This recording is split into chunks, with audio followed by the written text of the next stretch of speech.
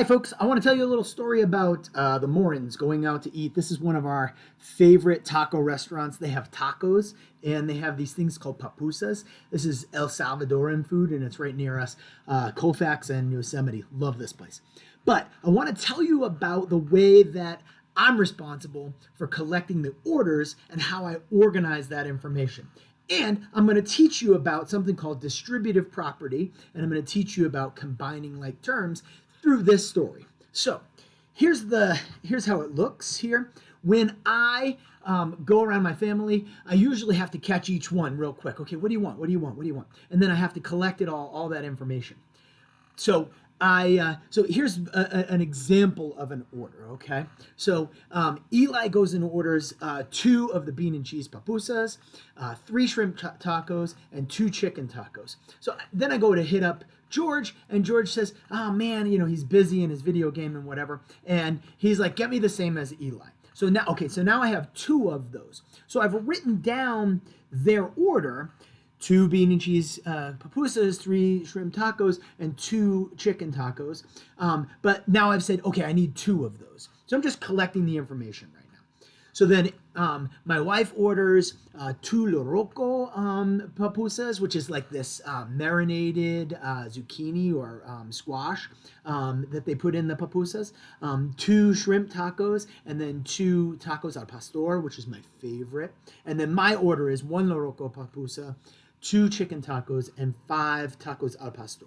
So I've got all my information all written down, and I start putting it all together. The only problem is that when I go to order at the restaurant, my Spanish is muy malo. So I need to do a little simplifying of my order before I can go and order. So here's my order. I've got 2 of the kids' orders. I've got 1 of my wife's order. I've got 1 of my order. But I know that the lady at the counter really just wants to know, how many of these do you want? How many of these do you want? How many of these do you want? So I've got to figure out a way to get all of that all collected and then combine it up by the categories. How many bean and cheese pupusas? How many loroco pupusas? How many tacos? So forth. So what I did here was I said, well, okay, first of all, I know I've got to double everything in the boys' order. So I know I've got to do 2 of those. I've got to do 2 of those. I've got to do 2 of those. Now, those of you who are familiar with distributive property know that what I've done here is I'm multiplying each of those terms inside the parentheses by 2. I'm doubling every part of that order. If I don't double all of the order, man, the boys are going to be pretty ticked. So what I've done is I've distributed that multiplying by 2. So 2 times 2b, there's my 4b. 2 times 3s, that's 6 shrimp tacos. 2 times the 2 chicken tacos, because that's what they want in the order. Well, now that's a total of 4 chicken tacos, okay? Now, the same thing happens essentially with my wife's order, but there's only 1 of those. So when I multiply this by 1, I multiply her whole order by 1, well, that doesn't change anything. 1 of what she wants for the loroco pupusas, well, that's just 2 loroco pupusas. So I do the same thing with my order, and now I've got it all kind of spread out. But I know the people at the counter are going to want me to collect all of those categories together. They don't want to hear me say 2 loroco pupusas, then order a bunch of other stuff, and then come back and say, oh yeah, 2 more loroco pupusas. It's just too complicated, and they're very busy at this taco restaurant.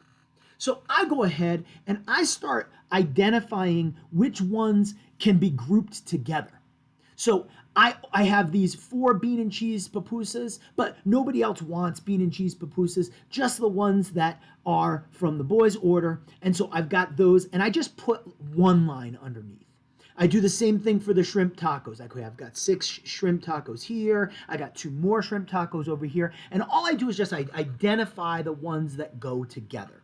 And I keep doing that 3 lines, 4 lines, so forth, so that I can easily identify this. Now, on this lesson, I can use color coding, and so you can see how the groupings are going to happen here, and I've done that instructionally for you. When you do your work on your paper, you can do it, identify it any way you want. I usually do like one underline and then two underlines for other terms.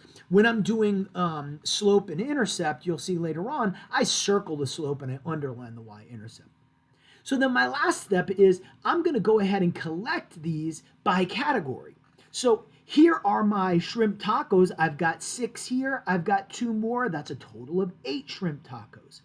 I've got 4 chicken tacos here. I've got 2 more chicken tacos. That's a total of 6 chicken tacos. And so you can see that I've gone ahead and collected all of those like terms and just put them all into one big bunch so that I can go to the counter and say, this is the total number of bean and cheese pupusas. This is the total number of shrimp tacos, total number of chicken tacos, total number of loroco pupusas, total number of al pastor.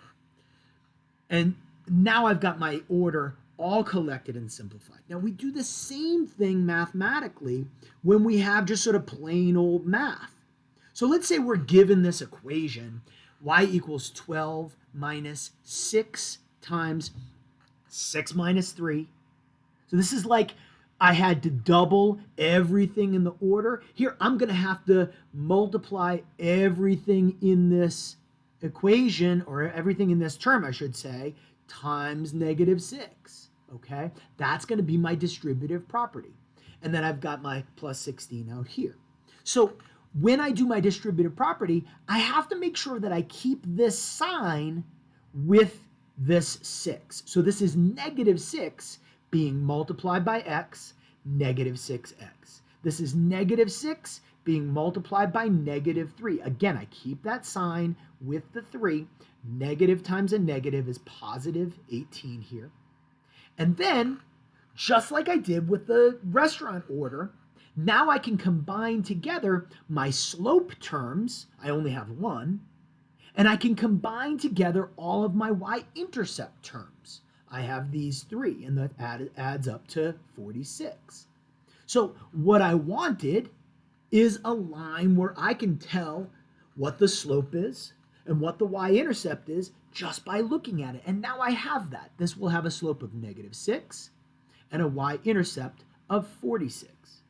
Now, what I want to show you is that because you have access to Desmos graphing calculator, you can very easily take your equation, do your algebra, and then graph your beginning equation and your end equation and see if they match up.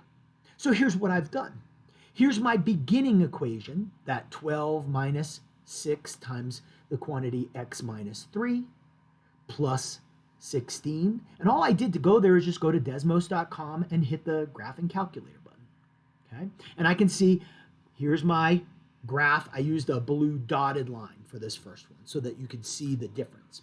You can see I'm going to graph my end result next. So here's my end result. Okay, we look at that. And I got to tell you, when I switched between there, I didn't see much difference. In fact, if I put them both on the same graph, you can see they're both turned on in Desmos. They're actually right on top of each other. And this tells me that I've done my math correctly. Let's do one more. So, in your exit ticket, I'm going to ask you to do this. I'm going to ask you to take an equation that I've given you, and I'm going to ask you, what's the slope and y-intercept for the following equation? Well, the first thing that we have to do is notice that this is not in any kind of a form where I can tell you what the slope and the y-intercept is. In order for that to be true, I'm going to go down here and show you a finish line here. In order for that to be true, I would have to have it in slope-intercept form. So I like to go down to the bottom of my page and write this out so that I know what I'm trying to aim at. It helps to know what the finish line looks like. This is the form I'm looking for, not this one. So my first move here is to notice that I'm going to have to multiply everything in this order, everything in this equation, or this part of the equation, I should say, by 1/2. So I'm going to say, okay, half of 6, well, that's 3. So that's 3x. 1/2 times negative 4, okay, well, half of negative 4, that's negative 2. And I still have all the other parts of the order, all the other parts of the equation are still there. Okay? So now I've done my distributive property. Okay, so I've noticed that I need the right form. I've done my distributive property. Now I'm going to identify slope terms, and I'm going to go ahead and use a purple and circle those. You should probably circle those. I'm going to circle all of the ones that are in front of an x term. Are there any others in front of an x term? Okay, no. So I'm done there. And then I'm going to identify all the ones that are y-intercept terms. This is just like when I was identifying all of the chicken tacos and underlining them 2 times. I'm using just a little different symbol so that I can see which ones are going to go together. Okay? And just like I combined all the chicken tacos together, I didn't combine them with the bean and cheese pupusas. I only combined them with the ones that were like those. I'm going to go ahead and combine these like terms. So now I'm going to get y equals, well, I just have 3 x's, and then I have -2 plus 3, that's +1. So that's combining like terms. And then finally, I just have to identify where's my slope and where's my y-intercept. Well, here's the number that's right with the x, the coefficient of the x. This is my slope. This is my slope. This is m. Then I look here. This term, this constant term, this is my y-intercept. This is my b. Identify the slope and the y-intercept. So this would be a line that has a slope of 3 and a y-intercept of 1. And I could graph this ugly looking thing on Desmos. And then I could graph y equals 3x plus 1. And those lines would be right on top of each other because those are just different forms of the same equation that we use distributive property and combining like terms to write.